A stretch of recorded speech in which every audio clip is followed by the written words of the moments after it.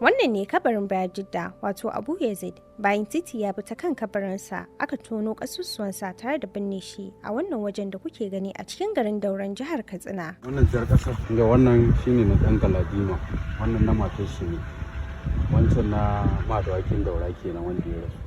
Daman duk waɗanda suka rasu ita unguwar Gala ita ce ake kawowa. Yawwa shine ainihin inda aka kwaso ka Bayajidda ba, shine aka kawo shi unguwar Gala. Sautari ana ganin labarin Bayajidda a matsayin ƙanzon kurege, wato labari ƙirƙirarre, sai dai akwai abubuwa da dama da za su ce da cewa tabbas ko da labarin Bayajidda ƙanzon kurege ne, ya taɓa rayuwa a irin wuraren su Borno, garin Gabas, Gaya da kuma Daura, wanda nan ne wurin da ya je na ƙarshe. Bayajidda ta nan ya bi kofar Gabas ya nufi gidan ya tsohuwa. Ku biyo ne mu je garin da yake kewaye da ganuwa a da. Garin kuma da mata ke sarauta a shekarun baya, wanda ya samo asalin sunansa daga mace mai cike da kwarjini, jarumta da ake kira da sarauniya Daurama. Ainihin wannan sunan ita sarauniya Daurama din kenan, sai aka cire wannan Daura sai ta fita kenan Daurama. To lokacin da mata suke yi shekara 607 zuwa shekara 763 maza suka amsa. Lokacin da Bayajidda ya shigo garin Daura, ya shigo ta wannan kofar da ake kira da kofar Gabas, wanda yanzu aka sauya mata suna zuwa kofar Bayajidda. Wannan kyaure da ke gani asalin kyaurenta ne.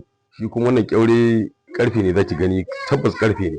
Amma dutse ne ake azabtar da shi haka.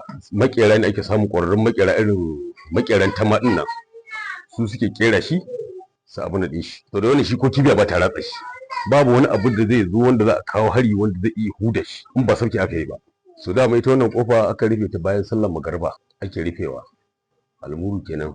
Akwai wani kyauranta wanda ake sa shi daga nan. Da ke nan ganuwa ce ta kewaye garin Daura. Ita wannan ganuwa ita ce ta zama kamar tsani wanda batun ba zai iya haurowa ba, ko da mayaka irin da wanda suke hawa mutum shiga sunkuru, yaki irin na sunkuru suke shigowa da sauransu, ko masu fadoci in suka zo akan yadda kyauren nasu ya zama kamar tsani, ma'ana ya zama kamar abin da zaka taka ka shigo. So da ganuwa ce a wajen, rami ne babba. Shi kuma kyauren ana sami sarka sai a tura shi, idan an tura shi sai ya rufe wannan ganuwa. Idan ya rufe wannan ganuwa to nan ne mutane za su hau da dawakansu da jakansu da sauransu dai kafin magariba, dan idan magariba ta yi ba sallar isha'i ana rufe wajen. Idan aka rufe kuma to kuma sai gobe karfe 7 kamar lokacin da aka rufe. So waje ne mai ɗumbin tarihi, kuma za ku ga wani ɗan lungu-lungu haka nan lokacin yaƙi nan gurin wannan ɗan saƙon ana yin kamar waje ne na kwaba. Misali waje ne wanda za a ɓoye, mayaka za su ɓoye da jarumai. Lokacin da mutum zai wuce doki, lokacin abi san kana nan ba cikin wani lungun nan, lokacin kana isa rai shi da sauransu.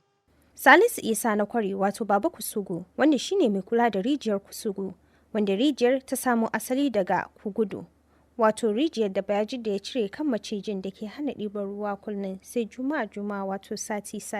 Shi wannan maciji yana hana su ɗebi ruwa daga juma'a sai juma'a. To shi Bayajidda da ya zo ya sauka gidan ita wannan tsohuwa Ayyana.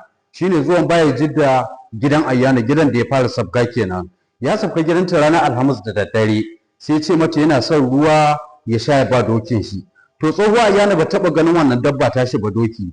Da ya matsa mata sai ta ɗau wannan mazubi ta bashi. Ya zo ya zura guga a wannan rijiya sai ya ji an riƙe, sai ya ce ko menene a ciki ya saka min gama ban ruwa, sai ya kama an fuddo shi. To wannan maciji sai ya saka mai. Wannan shine inda shi Bayajidda din wanda muke kira da Bayajidda shine Abu Yazid.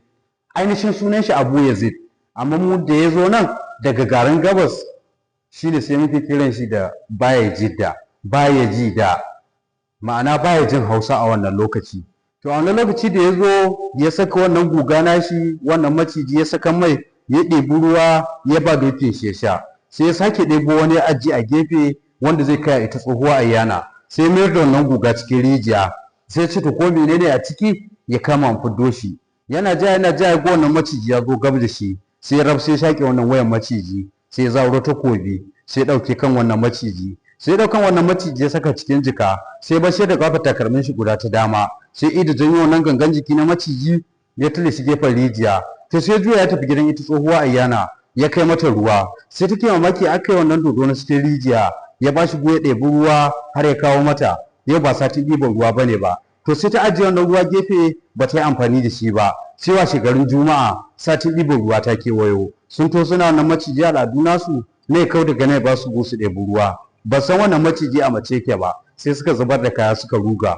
Wannan gudun da suka yi ta nan muka samu mafarin kusuru ko gudu, shine sai Hausa ta juya ake kiran gun da kusuru. Sai kuma wajen sarauniya Daura ma suka shaida mata yau gari ba lafiya, dodo ya fito na biyo mutane na kashewa. To sarauniya Daura ma sai ta da wani fadi na ta makama, ya yi ɗamar yaƙi ya taho wajen wannan maciji. Tun yana togiya daga nesa har ya kasance ya ƙaraso wajen wannan maciji, ya bincika maciji sai ga babu kai, sai ga man gashi da kafa takalmi guda ta dama wadda aka bari, sai ya ɗauna waran kafa takalmi ya tafi kai sarauniya Daura ma. Sai ce Allah taimake ki, wani abin da yake cikin rijiya ai ya ƙaura. Sai ta ce ina Hausa ya ƙaura, sai ce to babu kai, amma gashi da dandau ko agon. Sai ta ce to kai ne ƙaura. Shi kuma wannan wanda ya fara zuwa shine Galadima. Sarauta ta fara komawa hannun maza. Sai ta ce to a shiga cikin gari a yi karara, a yi shela kenan. Duk wanda sai ya zo ya kashe wannan dodo namu na cikin rijiya, ya kawo kan doron takarmin shi, za a mai wata kyauta. To mutanen gari kowa duk wanda ya ji haka sai ta saro kawunan dabbobi suna kawowa, a gwada sai a ga bai daidai ba.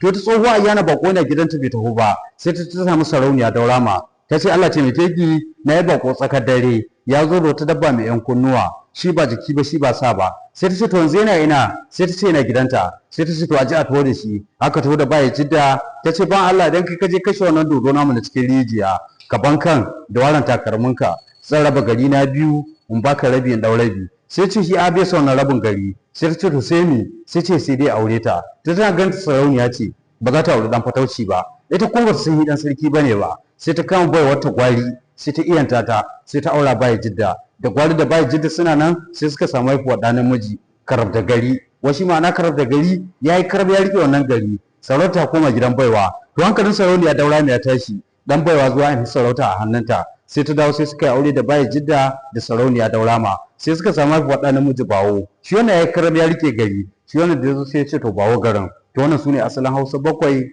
da banza bakwai. Amma yanzu mun kiransu da banza bakwai. Sai dai kanne bakwai. Su na sarauniya Daura ma su ne Hausa bakwai. Su ne Kano, Katsina, Gobir, Rano, ita Amina Zaria, ɗaya Buram ɗaya nan Daura. Wannan su ne Hausa bakwai. Su kuma wannan kanne bakwai su ne suka tafi wajen kwararrafa ɗin nan zuwa wajen Nufe, Ilorin, Jukun, su Sokoto, Yawuri. Wannan su ne kenan kanne bakwai. Ku ci gaba da kasancewa tare da ni Esme Malari domin ji da kuma ganin labarai masu kama da almara.